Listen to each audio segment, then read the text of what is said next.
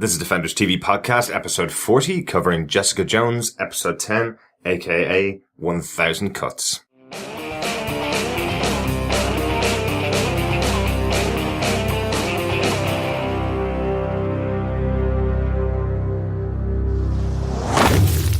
Welcome back to Defenders TV Podcast. This is episode 40, covering Jessica Jones, aka 1000 Cuts, which is episode 10 of the Netflix show. I'm one of your hosts, Derek.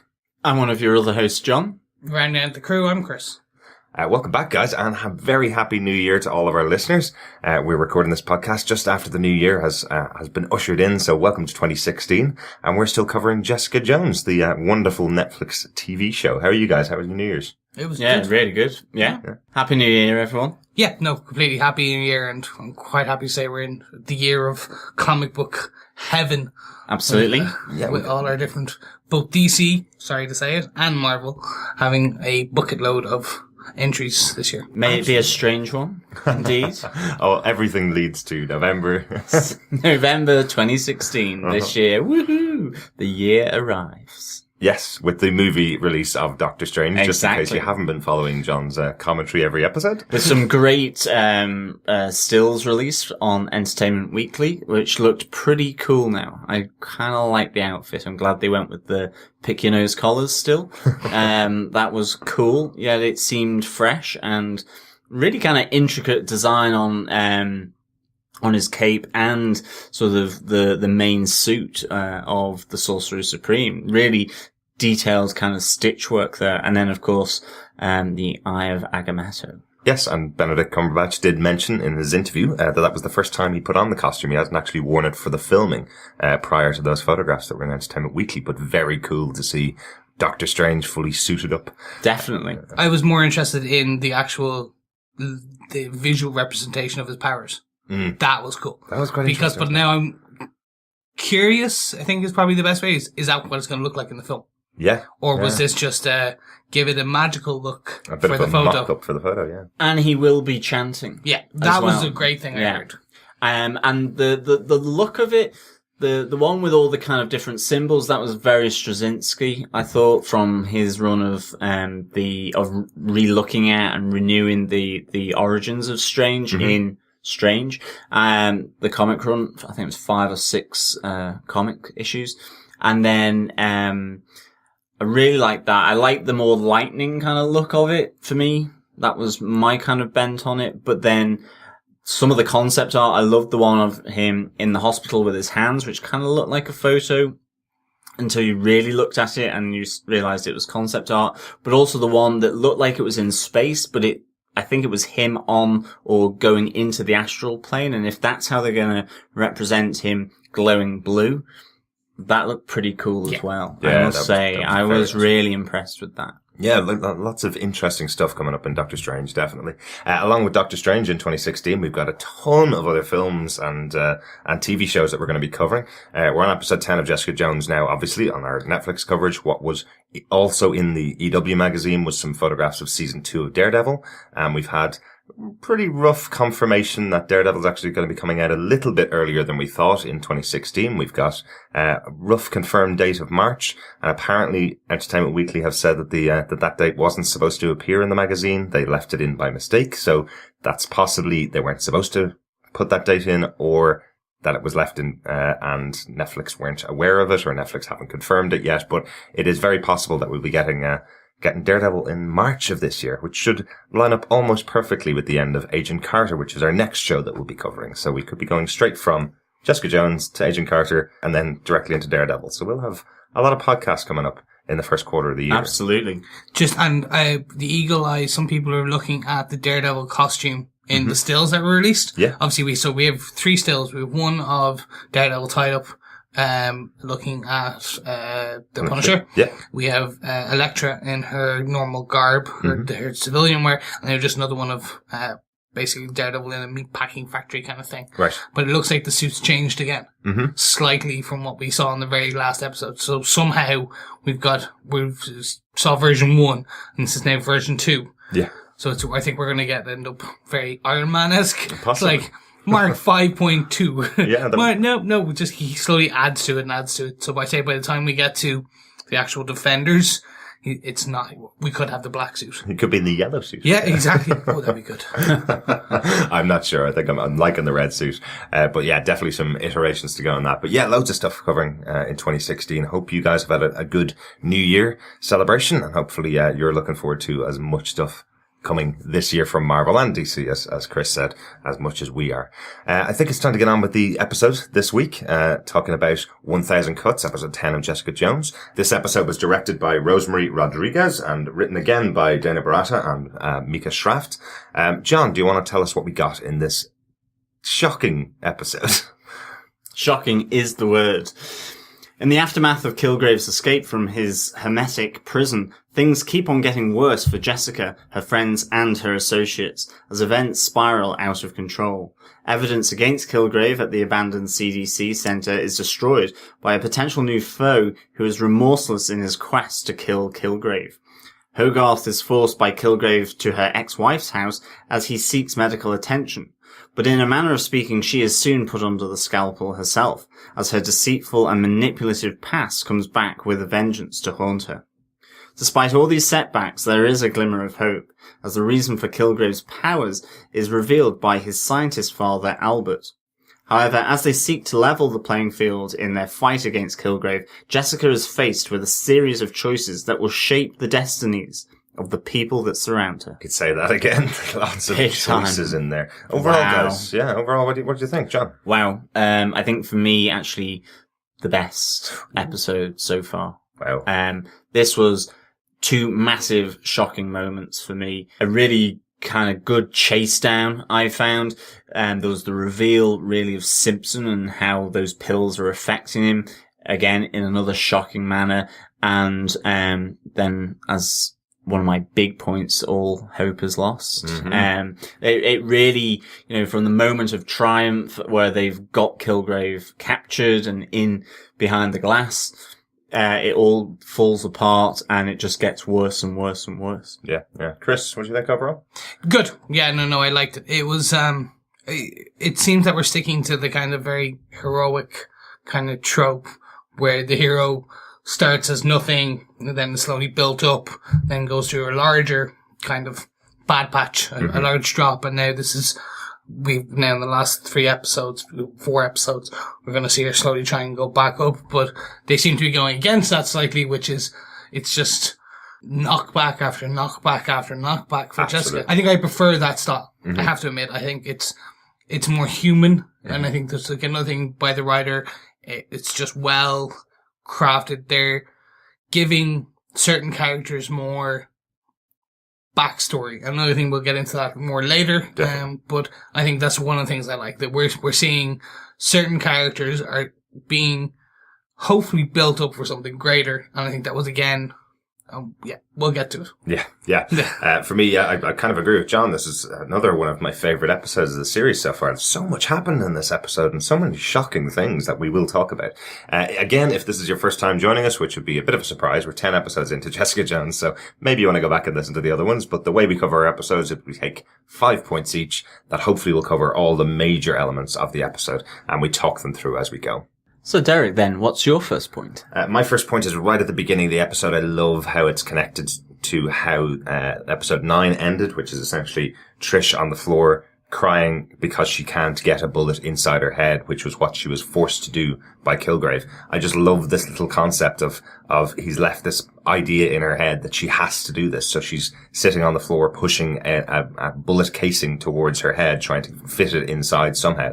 And Jessica overturns it and says, just put it in your mouth. Once it's in your mouth, that means it's inside your head. That will explain to your brain that you've done what Kilgrave has said that you must do.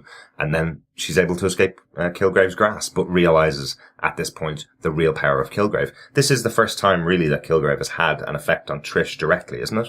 Yeah. She's been involved in taking care of Jessica for years now, for a year now, after all the impact that Kilgrave has had on her. But this is the first time that he's had an impact on her, and I really can see this is going to have some effect on Trish going forward. Yeah, Trish is quite freaked out by this, definitely, over the course of this episode. But also, I like the way it follows immediately on from the events of episode 9. It's really good. I think the whole getting the bullet inside the head, as you say, that's just a really nice touch. Yeah. I was thinking, could she shove it up her nose, down her ear, something like that like as the well. mouth is a better idea. Yeah, mouth is definitely a better idea. But I liked this whole immediate follow-on. It was really good. Even just seeing Kilgrave kind of escaping and Hogarth as well. That was a neat little touch as well, just how those two who had run out of the building, how they kind of connected in by doing that, which we see later with Hogarth taking Kilgrave for a spin in a car. Yeah, because it kind of ended at the end of episode 9 where Jessica exits the building. It looks like Kilgrave has disappeared in a puff of smoke almost. So I like that they explained that. He's absolutely. He's not Batman. He's not just disappearing into the ether. He's gone and gotten into a car and told someone to drive him away, which I liked. But I also, again, to come back a little bit to the influence of Kilgrave, I like the fact that all the way throughout the episode his father Albert is constantly looking for a way to cut out his own heart as well, because the influence of Kilgrave is still on him as well. So that persistence of Kilgrave's mind control is really, really good, I think. Yeah. The one thing I think they kind of briefly brushed over was Officer Clements. Mm-hmm. He was told to follow. Yeah. But then he came back.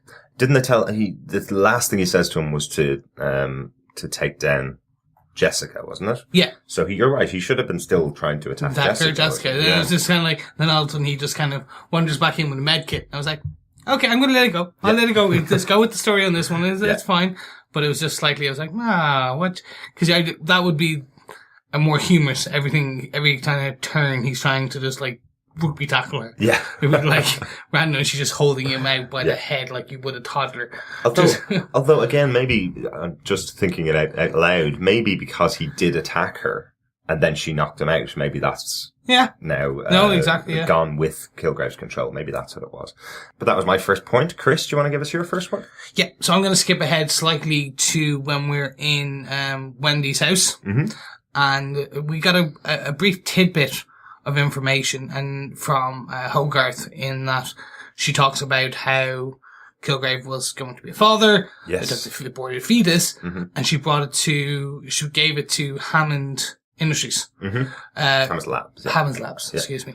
And the bit that I found really funny or interesting was the part where she says nothing came from it.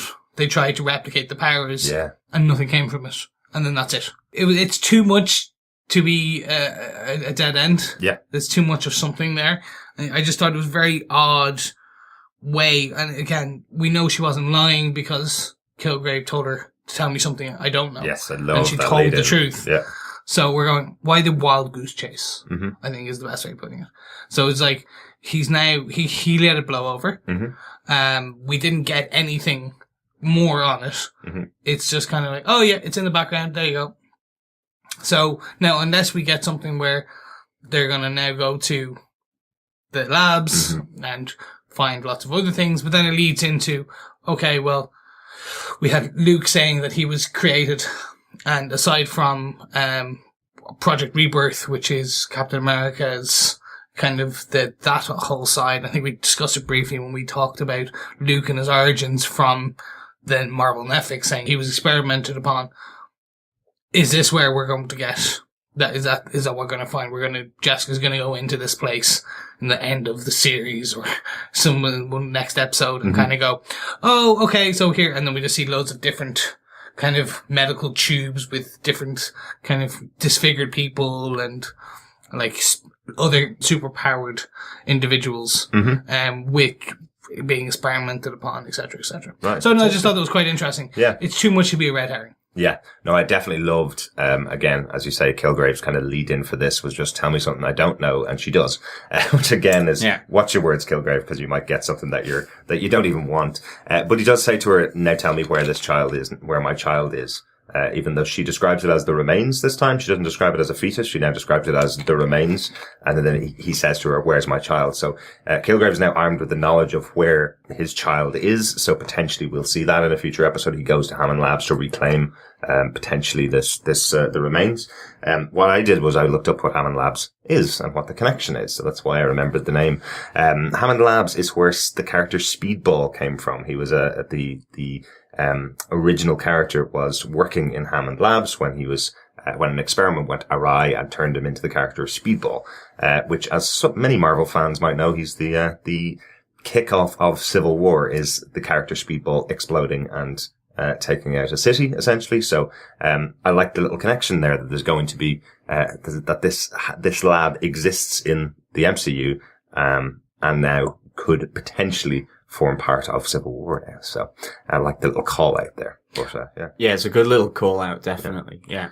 I love the way that so many superheroes are now created by accidents in labs. You'd think they get better procedures or something at this point. It's like, oh, we've had X amount of people suddenly die or be transformed. Okay, so from now on, extra gloves, people, full body suits. Where's health something, and safety? Health and safety. I'm just going like, come on.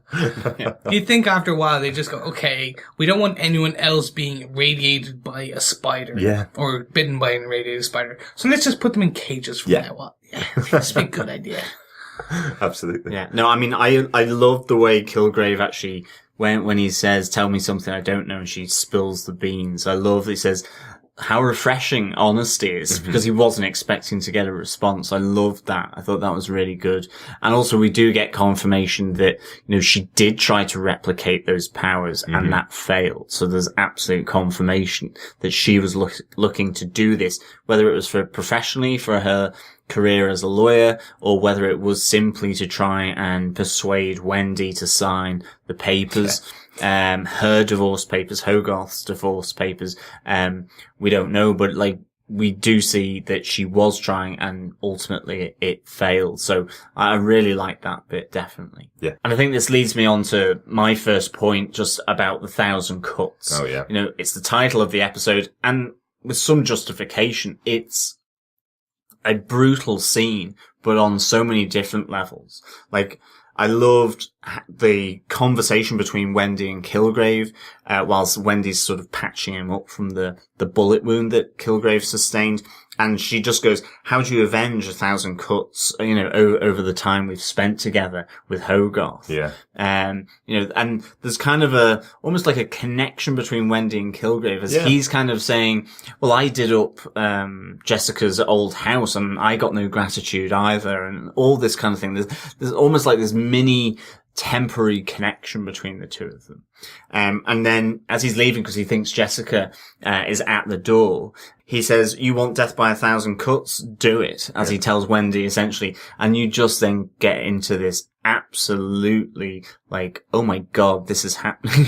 The thought of paper cuts and just how irritating and painful they are. Yeah.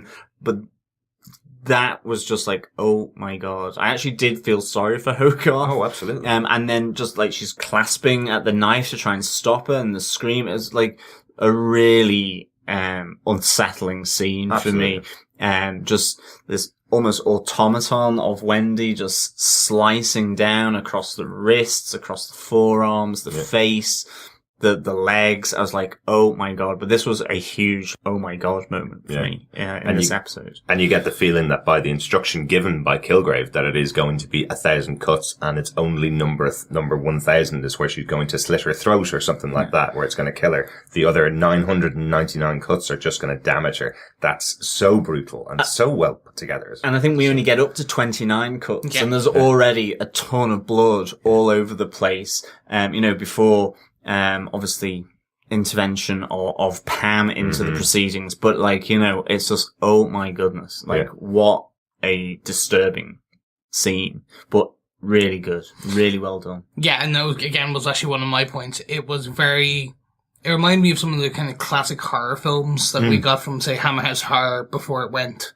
70s gore-esque, or gorephobia, Gortacular, I think they called it. Gorefest. Yeah. It was Gortacular. And that's what it was. It was so brilliant because it was just so well put together, even because I think it was whoever did the sound mixing for this episode got if you listen carefully, and I rewound it, you can hear the blades slicing through the air. Right. That swoosh sound. Yeah. And then the kind of blade cutting flesh cutting through. And then obviously we had that amazing scene where Hogarth catches the knife in her hand. And you're like, oh, okay, this is brilliant. And it was just Wendy slices Yeah. the knife back, Yeah. and you just see this massive gash across the hand. It was spectacular, and I really thought it was so well put together. For me, this scene was kind of indicative of what Jessica Jones is. We haven't had these spectacular corridor fight scenes like we had in Daredevil. Mm-hmm. This is more, I think we've talked about, and I continuously bring it up, I think this is more of a thinker's thriller. Yes. Kind of horror film. Like, almost like a Norman Bates styled. So, like, you don't have over-the-top gore. Mm-hmm. You have just enough that will make you kind of cringe or kind of just go, oh, no, that's wrong. Like, the lick. This was the lick again. This was like Kilgrave's lick from, I think it was episode 1. Yeah. And this was it, but it was more, okay, well, we could just have Wendy beating her with something. Yeah. Just continuously beating. No. Death by 1,000 cuts. Yeah. Just, it was like, okay, slowly 1, 2, 3. And when she got up to 22, I think, and Hogarth's, it's the first time, Carrie-Anne Moss carried more because the whole point of Hogarth has been that cold lawyer. But then you see, Carrie-Anne Moss show the pure terror in her. Yeah. The survival thing comes in. Yeah, it was fantastic. It was just really well acted, and I think that's why I think, as of right now, I'm still more of a fan of Jessica Jones than Daredevil. Right. I love my action, but this show is more kind of autonomous. Yeah, I think one of the other things I really liked about this scene was that up until Kilgrave orders Wendy, you want death by 1,000 cuts, off you go, extract your revenge. Up till that point, we did find out that Hogarth was the one in cahoots with Kilgrave to release him. Uh-huh. But also that once they're back at Wendy's, there is a suggestion that he could still tell Wendy to sign Hogarth's divorce papers. Yeah. So you kind of think that maybe it's going down that route. The only slight qualification of it that Kilgrave says is, if I choose to. Mm-hmm. I'm a man of my words. Yeah. You don't know whether he's actually going to do it. And in the end, he turns on Hogarth and gets Wendy to essentially kill her very slowly. And then it's something you would expect from a torture scene where someone's chained up. But because it's in Hogarth's pinned down almost in that sense. And because it's mind control and it's someone who necessarily wouldn't resort to that kind of violence. Absolutely. That's as well what increases the shock value, and you're kind of going, whoa. It's like me doing it to someone under someone's influence. You just can't comprehend, because you've heard anyway from all the victims of Kilgrave that they knew that they were doing something that they wanted to stop. So, I mean, how that is impacting on Wendy is like crazy. Yeah, absolutely. And as you say, Chris, the fact that this is in a suburban home as well is very different to the kind of stuff that we've seen in other shows like Daredevil. This isn't two superpowered beings or a ninja versus someone that's been trained for years in martial arts having their big fight sequence. This is a former wives fighting each other in their home, in their former home, essentially. And a doctor. And that's the bit where I was like, perfect person to do it. Absolutely. Because she knows where the vital arteries are. Yeah. And I think that's one of the reasons we're going to find that Jerry survived. Well, we see that she survived well. And it's like she only had a few bandages because it was all aimed very particular and meticulously aimed, if you want to say that. Yep, she knows that she can definitely have those 999 cuts without killing her. Yeah. And then deal the final blow, but she would have been a bloody pulp. If it had gone 999 more cuts. It's going to be like shredded pork. Yeah. That's all I kind of was thinking. Is like, how far down this 1,000 cuts are they going to go? So, like, an amazing kind of concept to put on the screen. Absolutely. I think definitely. Yeah. And leading on from that, for my next point, it's Pam. Pam jumping in to, I suppose, save the day. When you think that there's no way that Hogarth can get out of this situation. The door is banging. You think it might be Jessica, but it is in fact Pam who comes in to save the day by killing Wendy.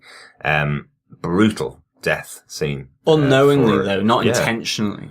Absolutely, but a brutal death scene for poor Wendy. She's sliced through by the pane of glass on top of the glass tabletop. Makes me want to rethink having a glass tabletop in my own home in case I trip. Yeah. At all. I want a solid polystyrene coffee table. I think definitely, definitely. But really brutal scene, and it kind of Pam has always been around in the background. I think I've mentioned it a few times. Every time that Hogarth and Wendy are together, Pam has always been around. Every time they've been together all the way throughout the season so far. And it shows here, there's a reason for that, I suppose. Pam's nervous about the two of them being together, that there might be something going on between them almost. What's a cheater, always a cheater? Yeah, that's what she seems to think. And yeah, she's questioning whether, why is it that Hogarth is leading Kilgrave back to Wendy's home. She knows maybe she's going to use Kilgrave to get Pam to sign the divorce papers, which is in fact what she was doing.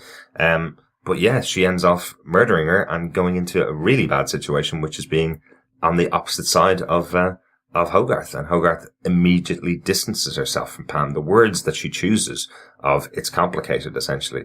The lies that she starts to tell to Pam so that she can distance herself and just put all the blame for the death of Wendy on her and not have any involvement herself. Really, really despicable character, despite the fact that her life was probably saved by Pam. But a fantastic scene. Yeah, I mean, I think this was one of my points as well. Just that you see, in a flash, the change of Pam and Hogarth's relationship. Mm-hmm. Pam actually coming in to save the woman who she does care for and who she does love, even though it has obviously split up Hogarth and Wendy, and unintentionally then killing Wendy, which I just think it's just such a sad death. Yeah. Because Wendy has been in tears. She's been absolutely torn up by Hogarth. And then she's doing something that's out of her control, and by the blow to the head, then she's killed with the table corner going straight through her head. Really sad for Wendy, but then for Pam, it becomes equally tragic because, as you say, she sees Hogarth for what she is. Yeah. I love how she describes it, that she goes, now that I understand your bullshit, that's all I can see. Yeah. It's the fact that she's been fed the similar lines probably before, and she's now seeing, as Hogarth is trying to distance herself from her, and really just protect herself. She sees that Hogarth is absolutely 100% selfish to the core. Yeah. Completely. Despite losing someone that she's spent time with, married in Wendy, she's still all about herself. Completely self-centered.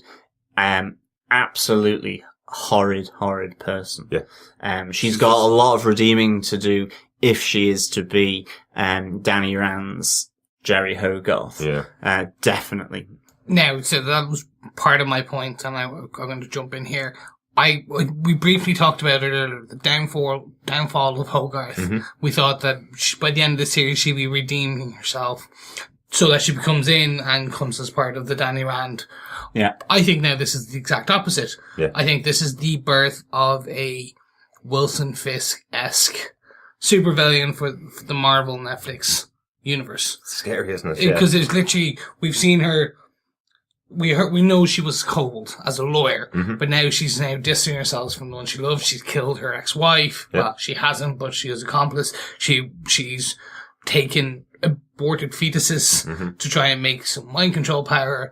She's also looked at trying to get Kilgrave power to, and she freed Kilgrave. Yeah. She cut the wire.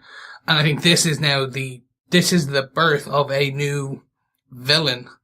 And I think that's where, again, complete speculation, but she could be the evil, the bad person, the supervillain in the Iron Fist series. She forcibly takes over Rand Industries or Rand Corporation, whatever they decide to call it, so that she becomes the bad person. And we don't get a redeeming factor. I don't know how they can redeem this character back. Yeah. It's interesting because during this episode, I actually thought that potentially by her being controlled by Kilgrave to be driven home by him having Wendy attack her with a knife. I thought that all that was going to happen was that Wendy was going to be stopped by either Jessica, well, probably Jessica is what I thought, and that would make Hogarth change her ways and become one of the survivor victims, essentially, of Kilgrave, turn around, and that could have been her redeeming. But they chose to go completely opposite way than I was expecting, and for her to basically throw Pam under the bus. So now the second most despicable character in the show, right behind Kilgrave for me, is Hogarth. Absolutely. And she's gotten exactly what she wants, and she has a way of stepping away from it and just leaving all the blame on Pam now. It's like she didn't even blink. She didn't even consider changing direction. She stayed on the straight and narrow of being a bitter, cold-hearted lawyer. Yeah. Ultimately, there's a B word there that we're going to use. But well, and I love the fact that Jessica kind of points this out. She goes, what you've done to Wendy, and what you've done by allowing Kilgrave to control her like this, that's the murder here. And to Pam, she says, what you did was self-defense for the person she loved. But in controlling Wendy and Pam, in everything that Jessica has seen of Hogarth, she pinpoints Wendy's death as Hogarth murdering her through Kilgrave's actions, ultimately. Yeah. So it's a real sort of the responsibility transfer that even Jessica puts onto Hogarth for Wendy's death is incredible, really. Because technically, then we see Hogarth being quite technical about it, of, I didn't do it. Yeah. It was Pam. But the emotional aspect of it is kind of, yes, Hogarth, it's you. Yeah. You are the bad person. You are responsible for everything that's happened here by allowing Kilgrave to escape from the CDC center. Yeah. Yeah. So.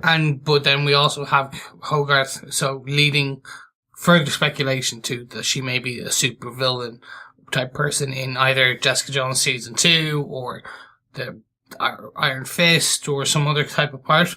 Is she knows about Jessica's powers. Yeah. She's building a little army with Hammond Labs, and maybe, potentially becoming this. So we have that kind of Lex Luthor knowing about Clark Kent's alternate persona. Right. But there is no persona. It's just she knows who Jessica is. She knows what Jessica can do. She knows who her friends are. She knows about Trish. She knows about... she knows everything. Yeah. So, like, it's this kind of... again, I don't see where the redemption can come from. Yeah, I agree. Aside from a huge self-sacrificing part in the next 3 episodes where she jumps in front of a bullet or something. She'd have to do something very big, and I'm wondering, will she jump in front of a bullet, or will there be a bullet with her name on it before the end of before the season's out? So either she's a big bad for one of the other shows, or our listeners are laughing again about the fact that we have predicted a future for a character that has no future, as happened for a number of characters in this episode. I think that covered off a point for each of us there. Who wants to go next for their point? Well, I have another big point. Go for it. But there's a lot of big points in this. And that is, it's kind of a double header really, but primarily it's the shocking jump out of the seat. Oh my God, I can't believe he just did that. Death of Detective Clemens. Oh wow. Yeah. Like, I just was so not expecting it, even though I knew that Simpson was moving down a darker path, that he was getting obsessive, he was kind of getting secretive and withdrawn from Trish and so on. I didn't think, given the conversation about you're Detective Clemens from the precinct, you're Sergeant Simpson, and all this kind of thing, this kind of professional discourse between the two, I wasn't expecting him to turn around and blast a hole through the center of Clemens' forehead. I was like, and then burn him alive. Set him on fire, it was absolutely like brutal, remorseless, violence from Simpson. Yeah. Like, get him off that medication. Like, seriously. Absolutely. He needs to take some of those downers. The blue pills. The blue pills. Yeah, definitely. Yeah, really shocking scene time. for many reasons for me. Number one, I think I mentioned a couple episodes ago that I think the character of Clemens, I was expecting a lot more from him. Given he was played by probably one of my favorite characters from The Wire, the actor who played one of my favorite characters in The Wire, I was expecting to see a lot more of him on screen. We got a lot in episode 9 with the character. He stays behind to kind of wait for the cops to turn up. Simpson's the only cop that turns up, and then Simpson shoots him in the head. I was expecting more from the character, so I was completely taken aback at his death in this episode. Yeah, no, and I actually thought, again, this character was going to be a more integral part of the series, of the universe. It's going to be the detective who knows what's going on with these special powered people, becomes almost an inside man for the police industry or the police precincts within New York, within Hell's Kitchen, that we're going to get. Oh, okay, this is the one they go to when nope, we're losing cops at an amazing rate at this point. And cops and journalists, and it's just like, no. Much like our point during Daredevil, that we thought the journalist character was going to be a huge character, because he is in the comic books. Ben Urich, he's a huge character in the comic books, and yeah, obviously he's gone as well, so there's no connection to journalism in the show, and there's no connection to the police department, other than Simpson now, who doesn't seem to have done a day's work since he took the tablets. And he destroys all the evidence that they've collected. I mean, this is the guy now that sees no way for Kilgrave to be put away other than by killing him. Yeah. Like, he's checked out of the system in terms of the system he used to work for, in terms of law and order. Like, none of it matters to him here. Like, this is a real kind of erosion of his kind of principles that he's had. And he destroys all that hard work that they've built up to get evidence to put Kilgrave away. I mean, we see essentially a birth of a villain here. Whether he's Nuke is another matter, but we also see his relationship with Trish, where she is becoming wary of him. Absolutely. You know, he turns up at the hotel room where Trish and Albert are trying to work on this vaccine, and, you know, you see that she is becoming a bit cautious about him. She realizes that he's not all there, you know, as was the case before when, you know, he was beneath the bed sheets. And actually, just you mentioned he may be Nuke or may not be Nuke. A nice little Easter egg they did was the lighter. When he takes the lighter out of the pocket to torch the lab, the American sealed lab, there's an American flag on the lighter. Oh, right. Cool. So that's what I was like, so rather than putting the American flag on his face. Yeah. Obviously, because that would just be, I think, slightly too comic-y. A little weird. It was just a nice touch there, I think. Yeah. Trish really would be wary of him. Like, what's that? It's just nice face paint. Yeah, exactly. Nice tattoo. Yeah. I did love his line to Officer Clemens just before killing him, is essentially, he says, there is no jail, there is no evidence, only justice, which really felt like a line the Punisher would say. I think I've mentioned before that I feel this character is very similar to the Punisher. I love that this is his justification to himself, is that there is no system anymore for him. The only system for him is now justice, and he believes the only justice is to kill Kilgrave. I love that line. I just thought it was a really well delivered line from Will Travel, as the character of Simpson. And I think it stands as his kind of, I'm sure there's going to be a Nuke poster coming out very soon after this series, or a couple of Nuke t-shirts with that line. There is no jail. There is no evidence. There's only justice. It really feels like a proper, super villain moment. Right? Yeah. And I think the more and more I'm looking at these, the thinking back, we're just getting the birth of this universe. Mm-hmm. Now, I know people will argue that we've had the Marvel MCU for, 5-10 years? No, let's say 12 films. 12 films. Yeah. And they built up that universe. Actually, what we're looking is the grittier. We've only had a year of the grittier Netflix, Max, whatever you want to call it, universe. Yeah. And so we've had the birth of the Kingpin now we're getting the birth of potentially an evil Hogarth, potentially a Nuke. Yeah. From the spilled images, or from the images on Entertainment Weekly, we're getting the birth of the Punisher and the birth of Elektra. Yeah. It's all built. It's all about birth. Yeah. It's just the origins we're getting. And so many people complain that we have a superhero origin fatigue. Yeah. I'm actually going, no, this is how it should be done. Yeah. This is, okay, they're explaining why we've seen Officer Simpson descend into Nuke. Yes. We know he was at some point special ops. Yeah. We know he was already taking this program and pills because he knew who the doctor was. Mm-hmm. He knew the dosages, and I think, give me the red pill. Oh no, now you've got the red, white, and blue pill. Yes. And now we're just seeing that he is becoming I think he's becoming the Punisher of this other, because we'll know that the Punisher will probably become, at the end of season 2 of Daredevil, a nice person. Maybe.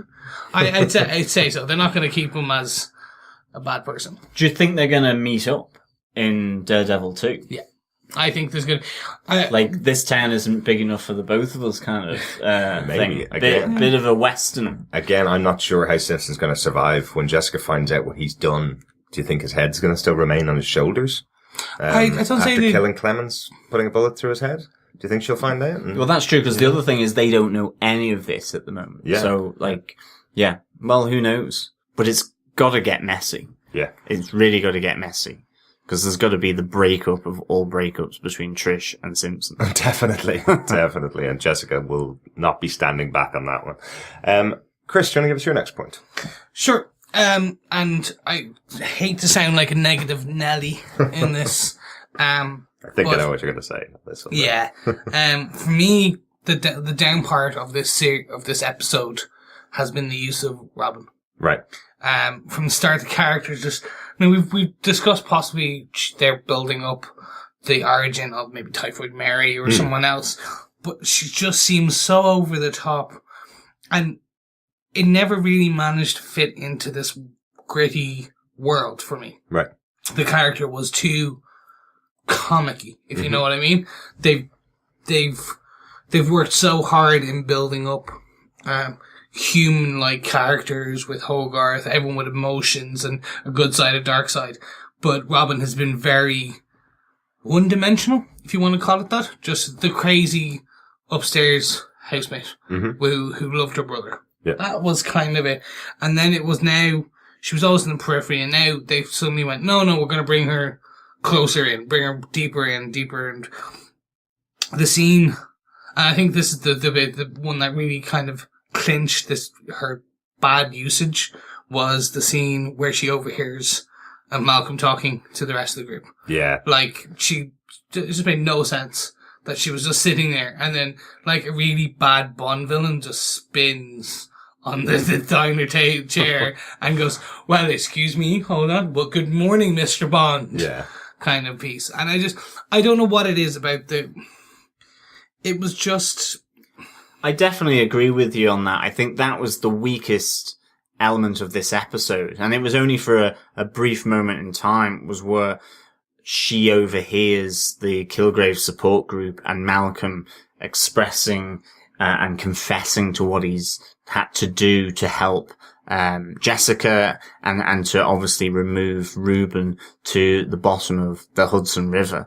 So I thought that seemed a bit convenient. I didn't really spot anywhere where she was following him for any reason. It just seemed that she popped up there. It was kind of like a Jack in a Box a bit for me.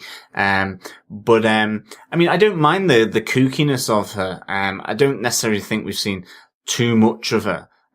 We got in this episode to see much more, and I quite like the dynamic that they had written for her with Malcolm, but I definitely think she's kind of like an Annie Wilkes kind of character from Misery, sort of that kooky, dirty birdie kind of thing. There's an innocent craziness about her. Yeah. She's always got pet names for things, I think, and I kind of quite like that. I don't mind that so much, but I can see what you mean. I think it would be, she obviously still, up till that point had to find out about Reuben. Yeah. And I like how that kind of played out where, it's kind of one of my other points to an extent. I like the fact that she almost did a witch hunt on Jessica by bringing the people from the support group back to her apartment, inadvertently allowing, Kilgrave to escape.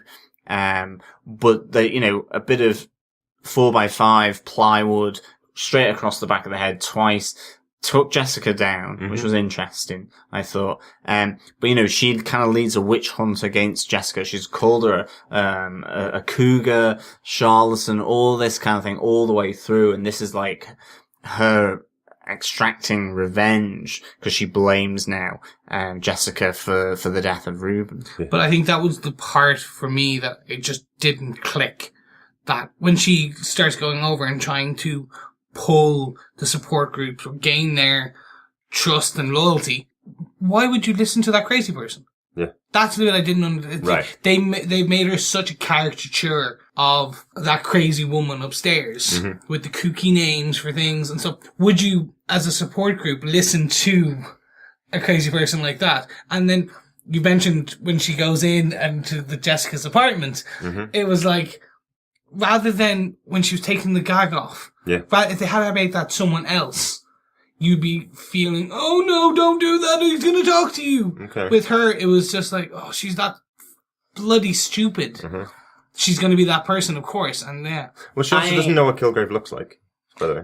But she doesn't know who Kilgrave is. Yeah, so she's releasing a guy that's trapped in Jessica's apartment, so she's the only one that could have done it, because everybody else knows who Kilgrave is. But if you had made it anyone else, just a normal bystander, you would have had that emotion of like, oh, don't do it, don't do it. With her, it's like, oh, just get it over and done with, we know you're going to do it.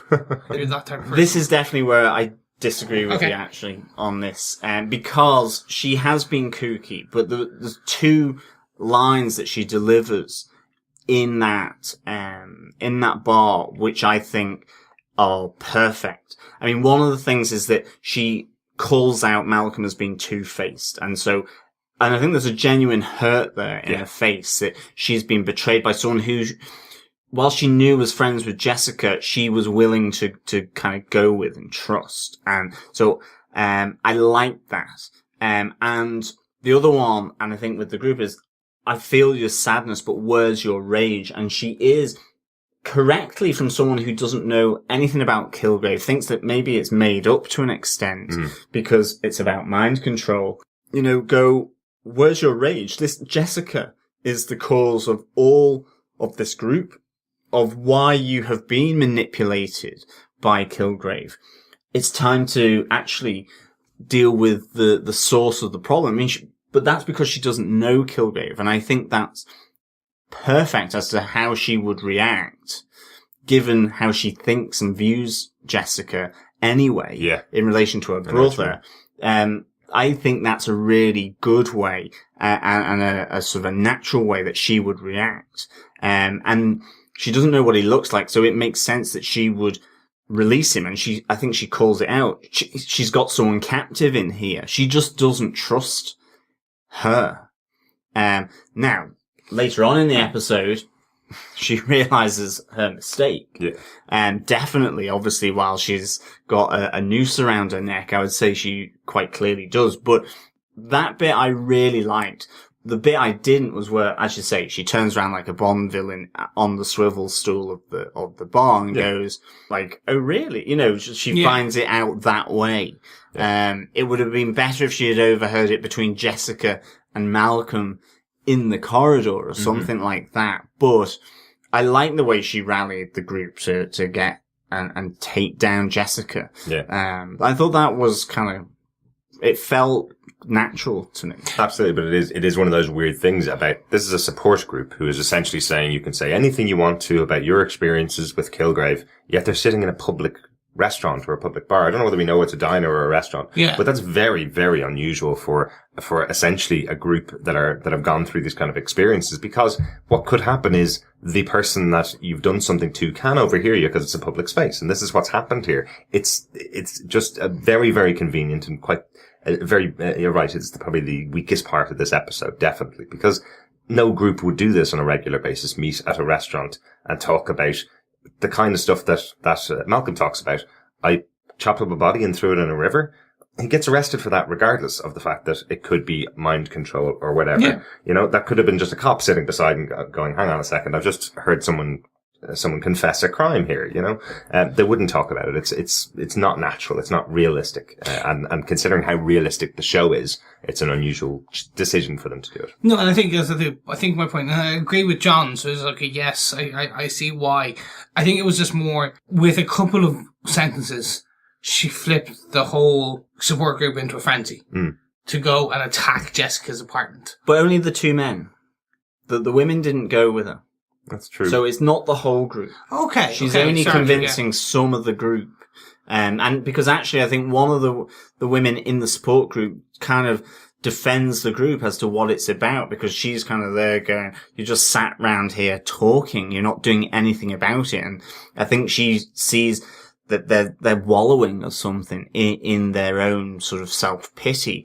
Go out now and use the rage and anger that you've got, because she's obviously filled with it and she wants to sort of express her anger in a different way. So that's kind of why I liked it. I think the other thing is, I would definitely agree with Derek there about, as Malcolm was confessing in a sense, I was like going, no, don't say this like this. This makes no sense. Because, I mean, it's not a patient-doctor confidentiality thing or a lawyer-client confidentiality thing. In a sense, these people should go out and report Malcolm to the police. And I don't know how that's going to play out moving forward. And I mean, if he's not immediately arrested or at least brought in as an accessory, because that wasn't under Kilgrave's control. I mean, that's the thing. So he even says, this is something I'm doing to protect and help my friend Jessica. Not this is something I'm doing because Kilgrave told me to. You know, that's quite, you're right. Or I was right. It is really unusual for him to say all this in front of. So it'd be interesting to see how this plays out in terms of consequences for Malcolm. I suppose overall, I think this is just, my opinion was that this was a plot point that they needed to move along. And it was like, okay, we'll take the nearest thing available, which is the kooky caricature neighbor, which they haven't really rounded out.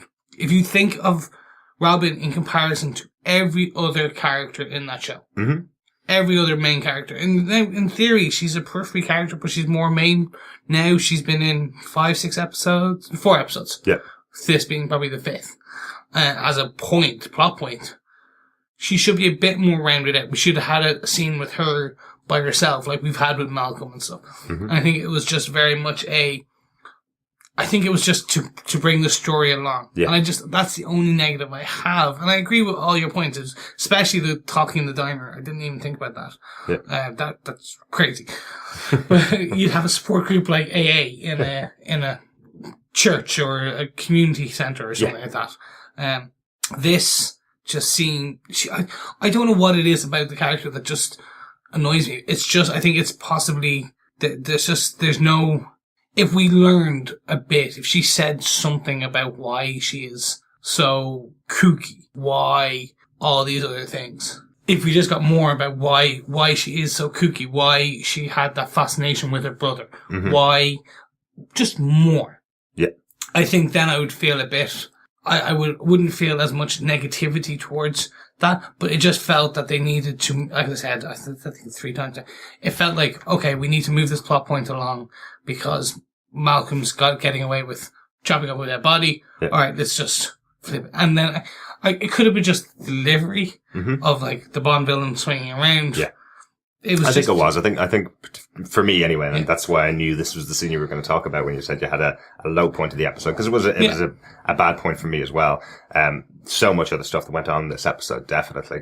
And the end of the episode still has Robin involved, so I'm presuming she's coming back next episode, probably another 2 or 3 episodes, we'll see more of her. So hopefully we'll get a bit more of a backstory to explain the character that she is. But you're right, we probably should have seen her. I think I even mentioned one of the episodes, we hadn't seen her for 3 episodes back to back, and you'd expect to have seen her at least once, because she was supposed to be living directly upstairs all the time, constantly there, yet she disappeared for 3 episodes. Didn't make sense. So, so she's back, she's made an impact. Not a great one, unfortunately, in this episode. So hopefully we'll see her back with a bit more of an explanation in the next one. But definitely understand the point. That is the low point of the episode. John, do you want to give us another point? Yeah, I think it's more just to expand on, the whole, witch hunt that Robin leads in Jessica's apartment. It was kind of one of my points. It was part of my bigger point about Kilgrave being at Jessica's apartment. And he dangles the treat in front of Jessica that because Hope is about to be released from prison, and we see that he's gone to a judge, he's gone to the probation to say that she can be released and that actually she's innocent of all the charges. Yeah. So this is looking really hopeful for Hope. Pardon the pun, I suppose. But he's willing to do this and to leave everyone alone in exchange for his dad Albert. And I love how he phrases this to Jessica is, you can go back to your life of mediocrity and underachievement, and have hope in return for my dad. Yeah. There's all of this, we have this conversation and this dialogue about, there were 18 seconds, and this is where you see how delusional Kilgrave is, though, that he's basing his future with Jessica. He's bought this house, this childhood home, and renovated it in exactly the same way as when she was a child, on the basis that for 18 seconds, because he'd been timing it, she was out of his control and she decided to stay with him. Yeah. And I love this kind of interplay between the two of them where she remembers it differently, and also remembers it with a bit of fantastical elements attached in, with the sort of the white horse that will whisk her off out of harm's way into safety, as she's trying to jump off the side of the building where Kilgrave's apartment is. Maybe 6 months ago when she was still under the control of Kilgrave, or not for that 18 seconds. Yeah. But that to me was just like, okay, he's delusional. He's a few fruit and nuts short of a fruit cake, that kind of thing. He was mad here. He was going kind of crazy about and obsessed by this 18 seconds. Yeah. And I thought that was a really nice insight into Kilgrave as well, because we're saying he's all mad and he's maybe like psychotic and all of this, but he is completely delusional then in regards to Jessica. Yeah, he thinks she loves him because for 18 seconds he didn't have to command her, and he was timing it. Like, that's nuts. It's crazy. So he specifically chose not to give her any commands for 12 hours so that it would all wear off essentially, and that she would have these 18 seconds. What did you guys think of the fantastical elements as you described them, John, of the white horse coming in? What did you think? It didn't sit 100% well for me. Right. Because that's what distracts Jessica, so that she doesn't make the leap when she has that break, isn't it? Yeah. Because it was all in her mind, and I was like, that was a great shot where she stepped off the building in the yellow dress and fluttered. That was amazing looking from a superpowered perspective. Yeah. I thought excellent. Didn't quite understand the white horse. Now, I get it. Now, I understand the white horse taking off this. It was just a bit too, I was like, It just wasn't, it was explained then after slightly. That she says, after X amount of times, it was murky to try and get out of your control. Yeah. So it takes your time to build it up. But, like, I don't know. It was slightly, as you say, fantastical. Yeah. Like, if they had just kind of on the precipice of just trying to, stumbling back and forward for 12 seconds, you would go, oh, she's internally fighting, blah, blah, blah, kind of thing. It was just too, I suppose I was watching this with my girlfriend, and she was like, what's going on? Yeah.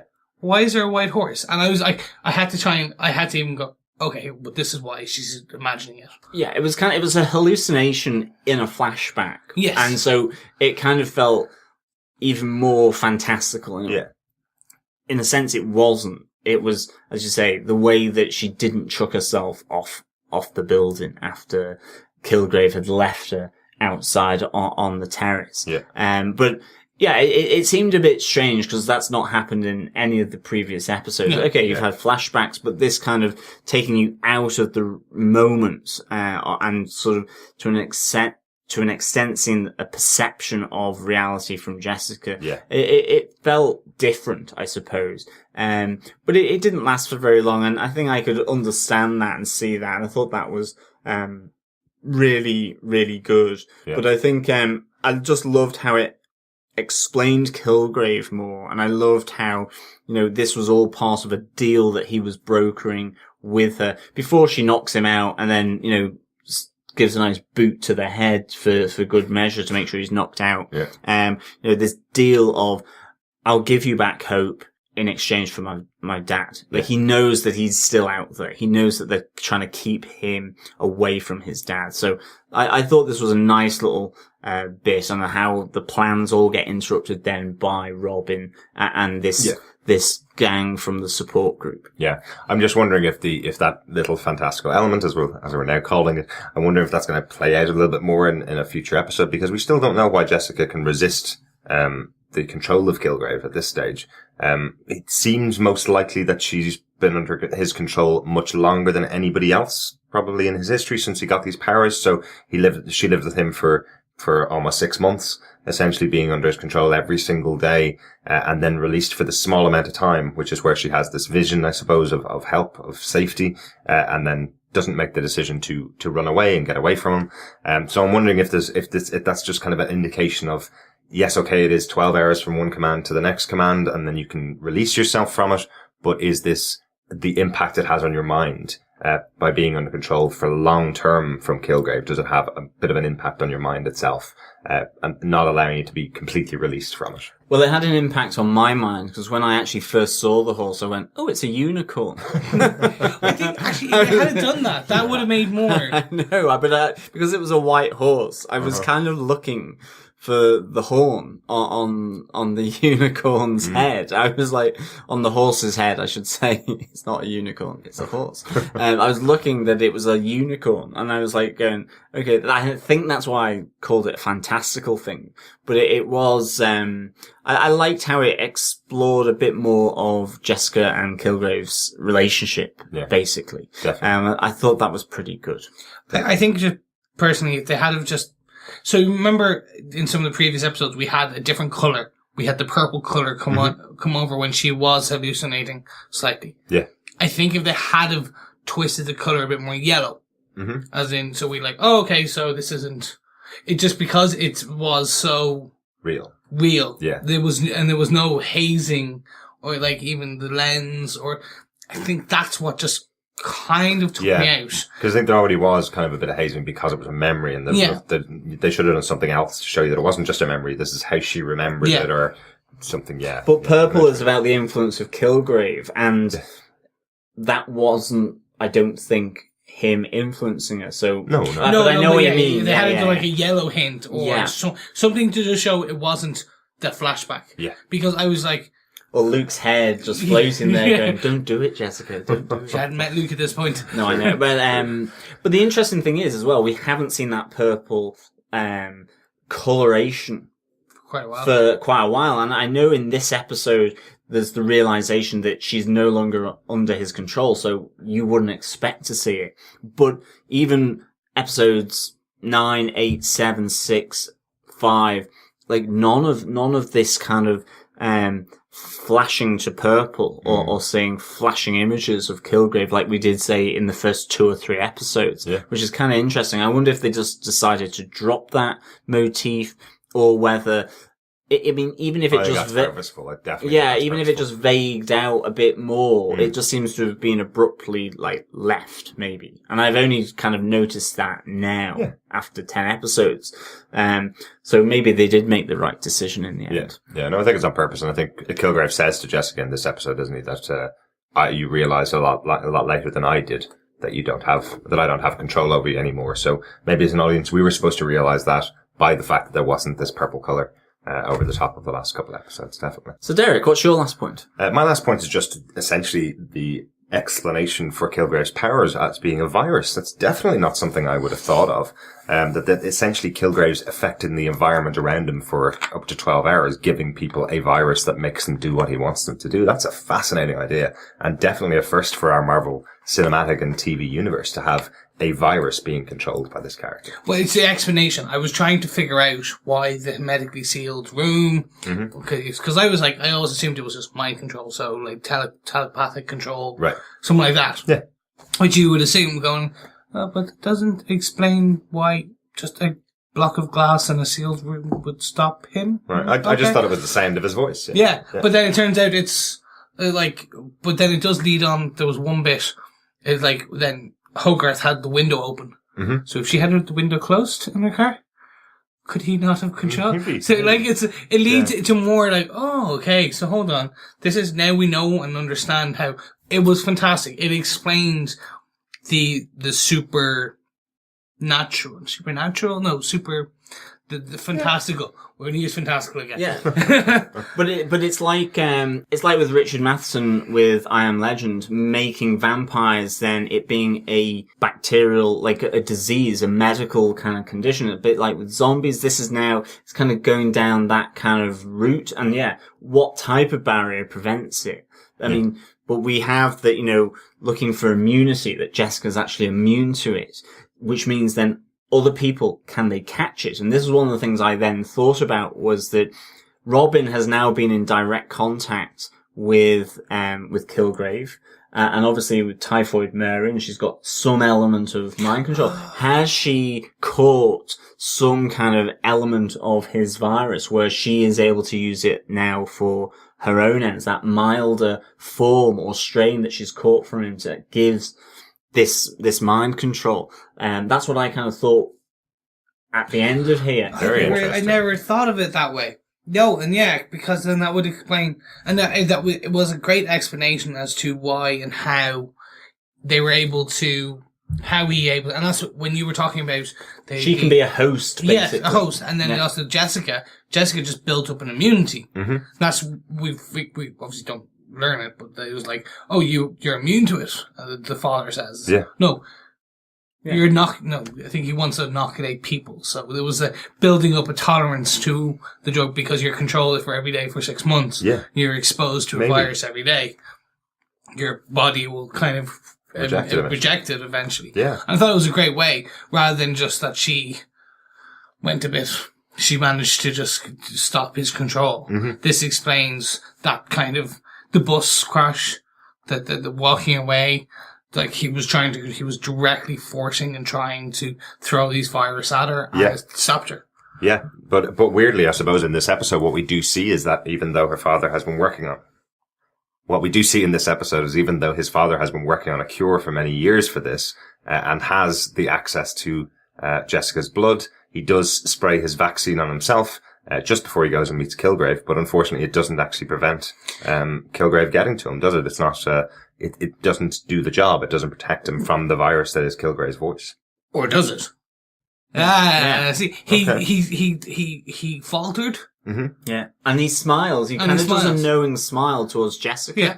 And then Kilgrave comes in again and says, do it now. Yes. And then he starts to walk, and I think the camera pans down on his feet and there's kind of like these first stumbling movements. But is he just doing that so that they don't let on? Right.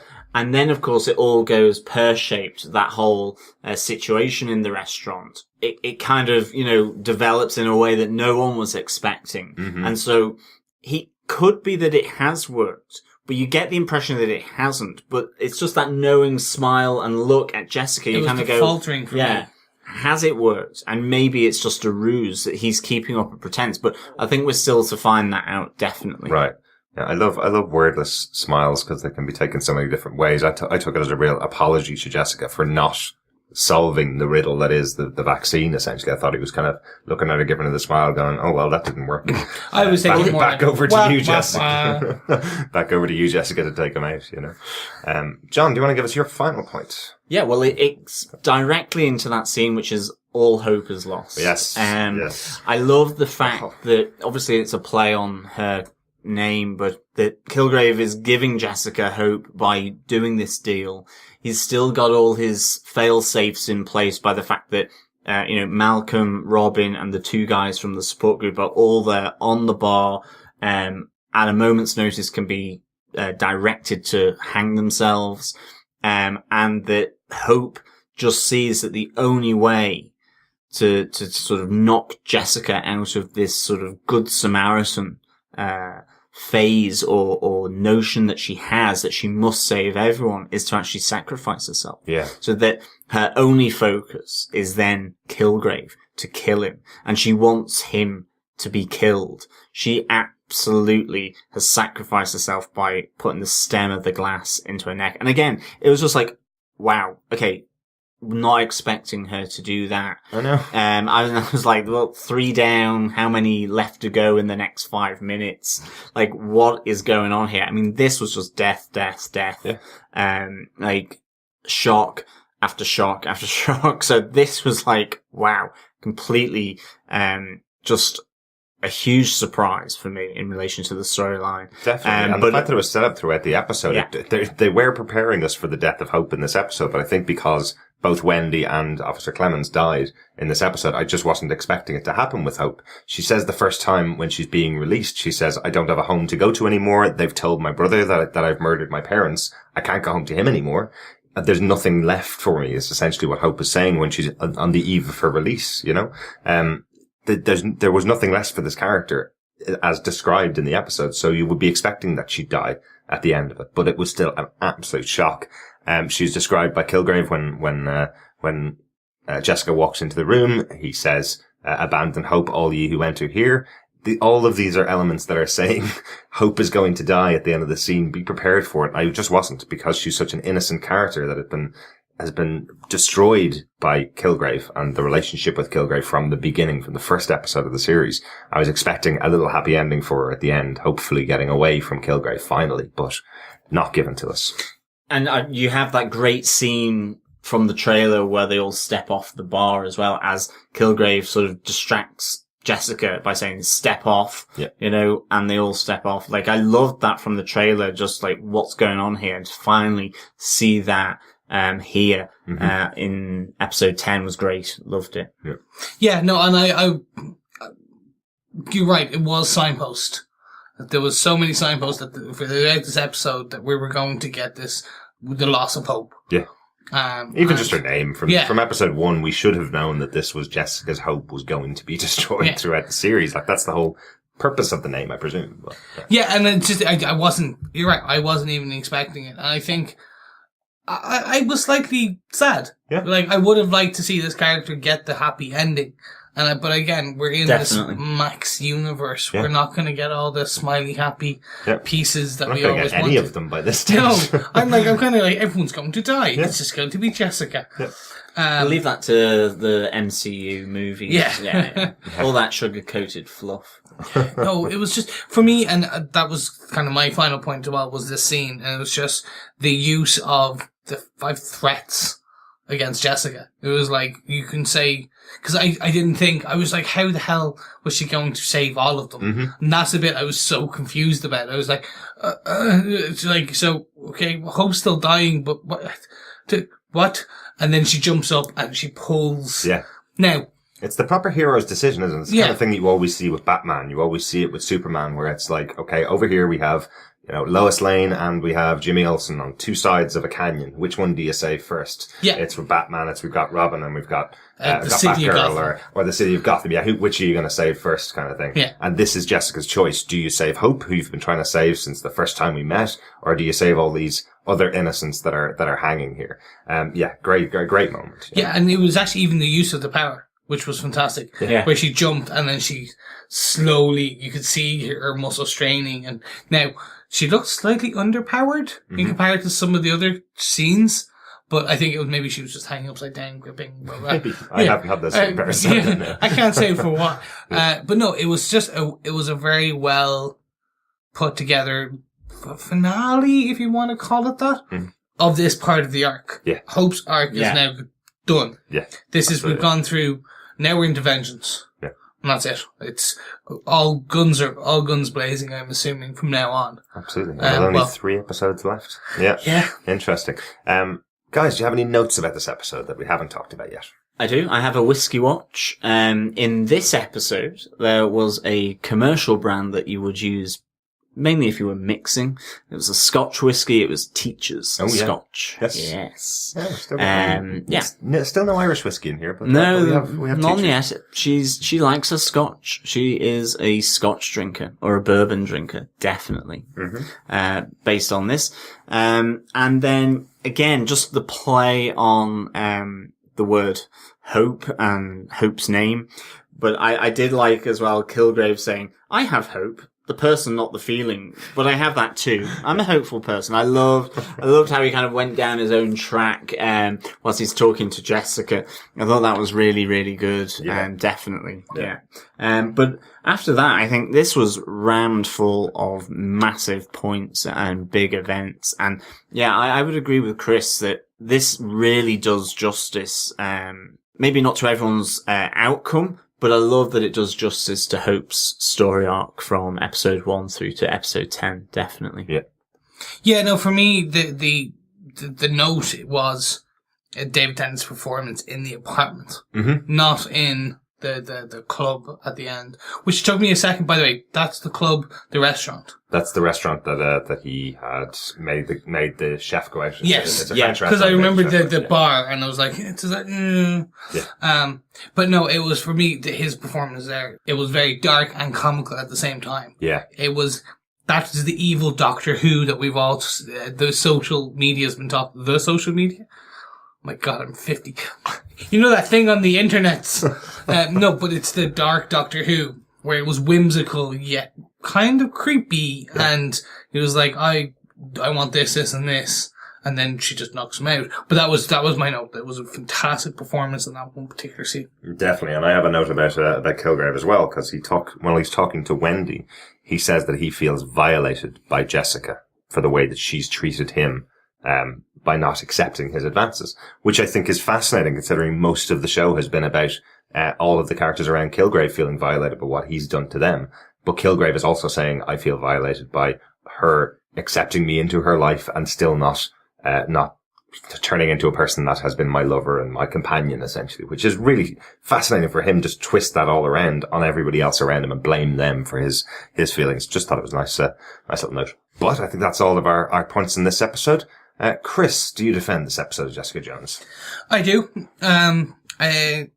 Although that negative of Robin, I still think it was a fantastic episode. It wrapped up a lot of arcs. It creates some new questions that hopefully throughout the remaining 3 episodes we'll get some kind of resolution. So yeah, I'd give it, I defend it if I was having to score it, it'd be 4 out of 5. Right. Just losing bit on the caricature of Robin and her use in that scene in the cafe, or the diner, excuse me. But overall, it was a strong episode. Again, very well written. The 1,000 Cuts scene was just brilliant. It was a horror film. Horror film came to life. Yeah. On this celluloid screen.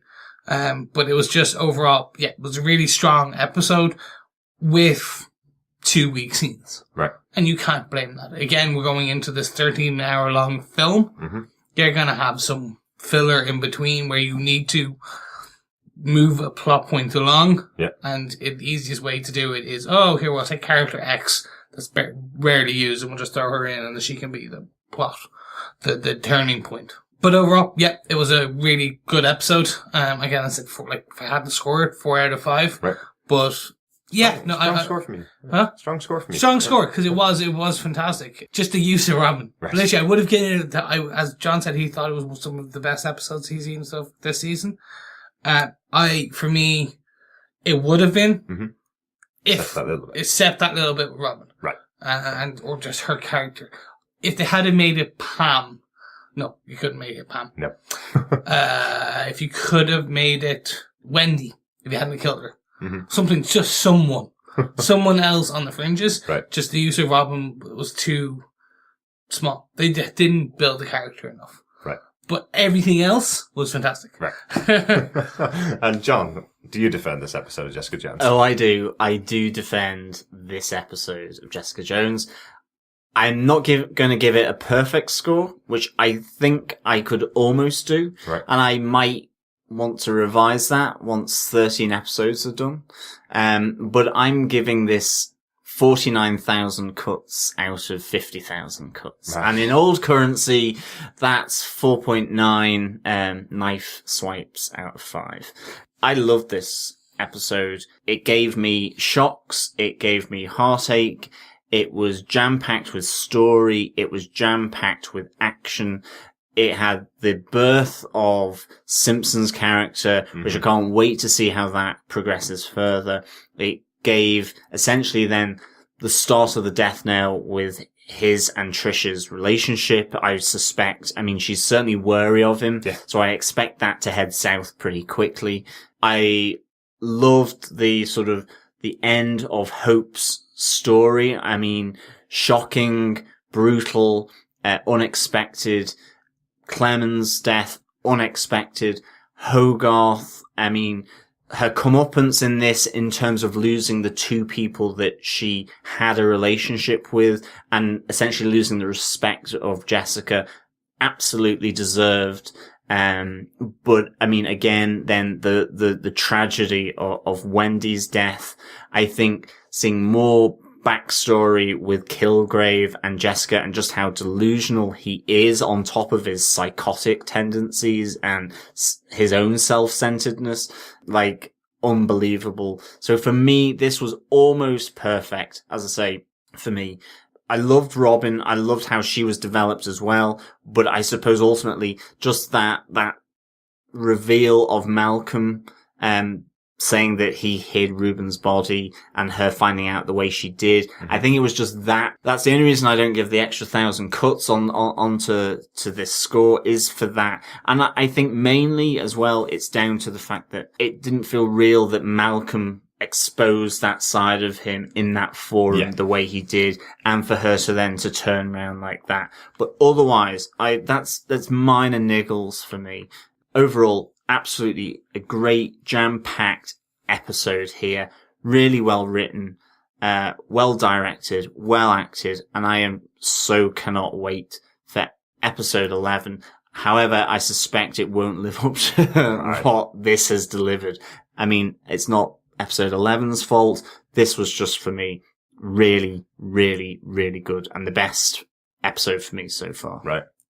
Derek, with that resounding endorsement from me, do you defend this episode of Jessica Jones? No pressure, by the way. No pressure. I am definitely not going against either of you two. This is one of the best episodes of the show so far. But so much happened. I wasn't able to catch my breath for some of it. The death of Clemens, unfortunately, that's something that I just was so unexpected for me, and I wish it hadn't happened. The death of Wendy, again, so unexpected and so shocking, and I wish it hadn't happened. The death of Hope, the end of Hope, I wish it hadn't happened. I really wish all three of them hadn't happened in this episode at the same time, because there's no way of experiencing emotions for all three of them at the same time in 55 minutes. I don't think I have enough in me to feel for the death of all of these three quite major characters in my head, or three that I thought were going to be quite major characters anyway. They do need to start wrapping up these stories as they get towards the end of the series, but I wish we'd had maybe Clemens at the end of last episode, Wendy this episode, and Hope next episode. There's no way the next 3 episodes could be as high a level as this episode. I think that's where my concern is. I don't score these episodes, as you know. If I was, this would definitely be on the high end of my scale. Probably 4 swinging bodies out of 5, closer to Chris. Maybe something like that. But yeah, I loved it, and I cannot wait for the next 3. We're very close to the end here, and I can't wait to just cane through the rest of the episodes. Brilliant. But we can't cane them because of you. My fault, but not too long left. 3 more weeks to go. Don't be worrying. And I think with that, we have some feedback for this episode of the podcast. Yeah, we have some feedback which came into the email address, feedback@defenderstvpodcast.com. If you want to share your feedback about any episodes of Jessica Jones, or as we go into Agent Carter and all the other movies, just make sure you send the feedback to that email address. Our first piece of feedback came from Rebecca Sylvester, entitled Kilgrave versus Kingpin. So this is one of the points that we made on one of our previous episodes. Who is your favorite villain of the two, Kilgrave or Kingpin? Rebecca says, if I had to choose to become one of those 2 characters, it would definitely be Kilgrave. Not only is he powered, but he has no remorse, no guilt. He wants what he wants, and then he gets it. There is no tortured soul there. By contrast, Kingpin literally lies awake at night thinking about what has happened and what he's done. He believes his actions are an unpleasant necessity. There is a certain attractive quality to having no conscience, I guess. Not being a sociopath myself, there are many times when I have wished I didn't have the conscience to regret an unkind word or deed. Anyway, that's my 2 cents. Thanks for the podcast. I really enjoy it. The other Rebecca. Thanks very much, Rebecca Sylvester, for that one. Thank you, Rebecca. Yeah, I think I'm definitely would be Kilgrave. He's got a snappy sense of dress. Plus, it's an interesting way that it's all about him, definitely. And I think we said that before. And I like the point that she brings out with regards to Kingpin, that, you know, he is sat there sweating at night, feeling guilty, and just fraught, you know, about what he's doing, even though he sees it as a necessity. I think if we do see him in season 2 of Daredevil, it'd be interesting to see if he has maybe completely changed in that regard, that he's more comfortable in that skin. Yeah. Because I think there's an element where I think his character would progressively become more comfortable with the actions that he does, and that nervousness or that fraughtness about him would recede, and maybe it would need just a strong woman by his side to help him with that. Yeah. It would be interesting to see that, but I don't quite know whether he's in season 2 of Daredevil. I suspect not, but I hope so. Yeah, I suspect not. I think Kingpin definitely arrived at the end of season 1 of Daredevil. He definitely accepted who he was. But yeah, I don't know whether I want to be either of these two. I don't know whether I want to be a supervillain, regardless of whether they have the conscience or not. I want to be Lord Vader, actually. Well, same Disney universe, wrong part universe. They're segmented. Yes. That would be the weirdest crossover ever. If Loki had opened it to another universe using the Tesseract, maybe it would have been Imperial Star Destroyers that came through. Maybe he opened a portal to a galaxy far, far away, you're saying? Or Mickey Mouse on a steam train chugging away. No, from my side, it would. It's a tough one. I don't know who I would choose. I'd probably go Kilgrave as well, just because of the power. That would be literally the only thing. Right. Kingpin I love just for he is as psychopathic as Kilgrave from the comic books. Mm-hmm. The Netflix universe version is a bit more, yes, woe is me. I'm going to sit in my big amazing tower and cry. To begin with. Remember, yeah. End of the series, he describes himself as the villain. He describes himself as the villain. Yeah, thanks very much for that, Rebecca. Thank you, Rebecca. We also have some more feedback from 108 Sage. He says, hello there, oh hard-working podcasters. Currently, Derek, Chris and John with Irene unfortunately absent, right? You got all the spelling right as well there, 108. Very good. My name is 108 Sage and I'm based out of Athens, Georgia, so I'll admit to at least 7% of the reason I enjoy your podcast so much is because of your accents. Thank you so much for that. Why only 7? This is a very strange percentage, but go on. He says at least 7, okay. So we're the 7%ers, I guess. Yeah. That's pretty good. The level 7%. Yes. The rest of those percents are for your insightful points, mix of comic knowledge and fresh approaches, and best of all, Squirrel Girl shoutouts. Thanks for that. Watch Daredevil. Eats nuts, kicks butts. Eats nuts and kicks butts, yes. I watched Daredevil and listened to your podcast to go along with it, but not until after you had already gotten done with it, so I'd never felt the need to write in. And then I quite enjoyed your Agent Carter coverage, which was a nice surprise tied over until Jessica Jones dropped. But since I wasn't able to rewatch it with you, I just revisited it in my mind as you discussed the episodes. I found myself even more firm in my suspicion that it might be my single favourite aspect of the MCU so far. There you go. Interesting, yeah. Though he's only 4 episodes into Jessica Jones so far, and it's fighting for top spot. But never felt the need to write in just yet. Now, however, I'm just behind you, having watched episode 4 of Jessica Jones and then listened to your podcast all about it. I can finally say some things. I read all those people who obviously not dealt with the real Kilgrave as just being the normal stoners, con artists, mentally ill types, and not actually referencing any particular character. Though it would be awesome if they adapted the Max rendition of Squadron Supreme, as we'd suggested, and adapted. They'd have to, because there's no direct analogue of some of those characters. 108 goes on to say, I'd love it if Hellcat in costume showed up in a future episode or season of JJ Defenders or her own show. I was reading the Defenders in the latter third of its run or so, and Hellcat was then on her way out of the team as I was first reading it back in the day, in the new Defenders transition period. You mentioned not having seen the actress who plays either Hope or Trish in anything. I saw the actress Rachel Taylor in the short-lived 666 Park Avenue and loved her on it, so I was glad I heard she'd been cast on the show, and she's been even better here. I've never actually heard of 666 Park Avenue. I believe it was something about the park block. Was that you got you took an apartment block in there, you bought it, and you made a deal, a contract with the devil, and it's the 666. Yeah, and you got whatever your hearts were desires as part of that. But then you sold your soul as part of your deed. Interesting. We might have to check that out to see a bit more of Rachel Taylor in the future. Definitely. So 108 finally says, well, I've introduced, praised and rambled, so I'll bid each of you adieu and thank you once again for your time taken to talk TV. Well, we love it. We love hearing your feedback. Thank you very much for that. Hopefully we'll hear some more from you as you get through the rest of the episode of Jessica Jones. Yeah, thanks 108 for that feedback. It's really good. Yeah, and I thank you very much, and I have to agree, if we got some Scotch and Supreme Hyperion action in there, I don't think it will happen, but I love it. I would love it if it would. Really love the idea. And I'd love to see Hellcat as well. I'd love to see how Trish becomes Hellcat, definitely. Yeah. You know, she's been Patsy, she's Trish. Will we see her as Hellcat? Or some form of that, I wonder. Yeah. That would be cool. Yeah. Hopefully. Well, thanks very much for your feedback. If you want to send any more feedback, send it to feedback@defenderstvpodcast.com. And make sure you subscribe to the podcast. You can subscribe to us at defenderstvpodcast.com/iTunes if you're an Apple user, or you can subscribe to us in any good podcast catcher just by searching Defenders TV Podcast. With all the stuff that we've got coming up, hopefully you'll get to join us for all of those episodes. Yeah, and you can also join us on our group or page on Facebook. Just search Defenders TV Podcast, or follow us on Twitter at DefendersCast.